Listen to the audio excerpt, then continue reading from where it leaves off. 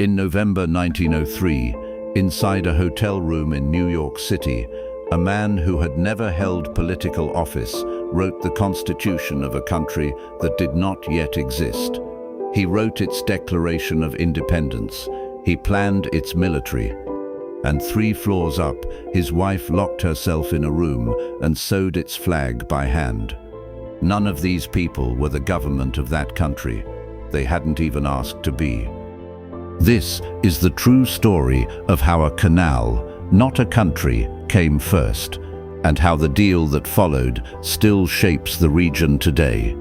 His name was Philippe Bunau-Varilla, a French engineer, and by 1903, the single most important person in the founding of Panama, despite one enormous problem.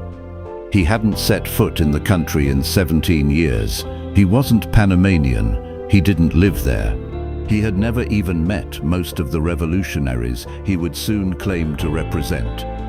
But Bunau-Varilla had something more valuable than citizenship: money tied up in the canal project and a plan to protect it.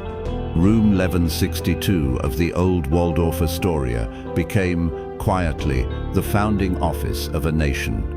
Inside it, Bunau-Varilla drafted Panama's Declaration of Independence. He outlined its military strategy.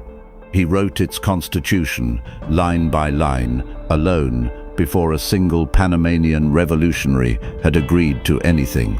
When he finished, he handed the documents to a Panamanian doctor named Manuel Amador, a man who'd arrived in New York hoping for financial help, and left holding the entire blueprint for a new government. Amador boarded a steamer home.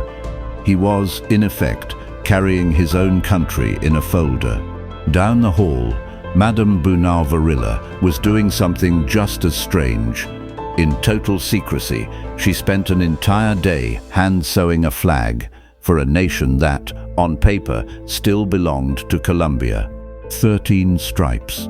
A blue rectangle in the corner, 2 golden suns. It was rejected almost immediately by Panama's own Revolutionary Council for looking too much like the flag of the country that was supposedly just helping them. And this, the writing, the sewing, the planning, all happened before a single shot had been fired, before Panama was even a country. When the revolution finally came, it wasn't the bloody uprising you might picture. Colombian troops stationed in the port city of Colón were the only real obstacle, so they were paid to stop being one, $50 each. Cash handed over quietly in exchange for laying down their weapons. Meanwhile, offshore, a United States warship idled in the harbor, not firing a single shot, just present. A silent message to Colombia's government: don't try it. On November 3, 1903, Panama declared independence. It took a few hours. The United States recognized the new nation 2 days later.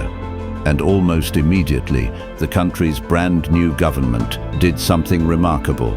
They appointed Bunau-Varilla, the Frenchman who'd never lived there, as their official representative to the United States, which meant the most important negotiation in Panama's history, one that would determine who controlled its most valuable asset for the next century, was about to be handled entirely by someone who wasn't from Panama at all. On November 18, 1903, just 15 days after independence, the Hay-Bunau-Varilla Treaty was signed. John Hay signed for the United States. Bunau-Varilla signed for Panama. Not a single Panamanian citizen's name appears on the document that founded the Panama Canal Zone. Panama's actual president, Manuel Amador, was still traveling home when it was finalized.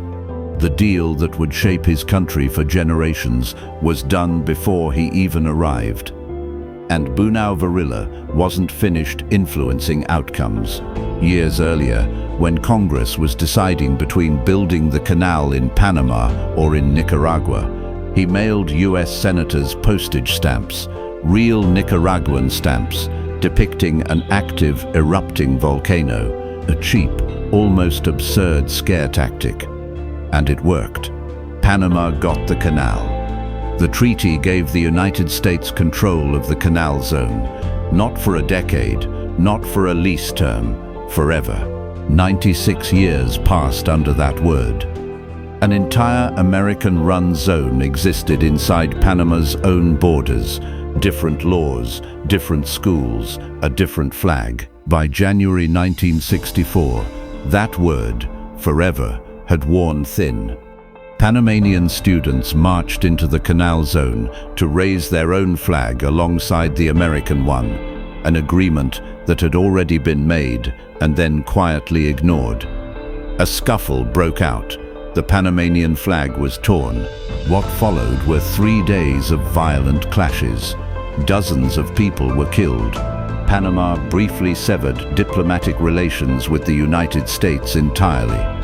Today, that day is remembered in Panama as Martyrs' Day, a direct, bloody consequence of a treaty signed 61 years earlier by a man who was never Panamanian in the first place. It took until 1977 for a new agreement, the Torrijos-Carter treaties, to finally set a date to hand the canal back. It took until 1999 for that handover to actually happen. Our country was written into existence in a hotel room. Its flag was sewn in secret. Its founding treaty was signed by a foreigner before its own president came home. And forever lasted exactly as long as the people it was taken from were willing to let it,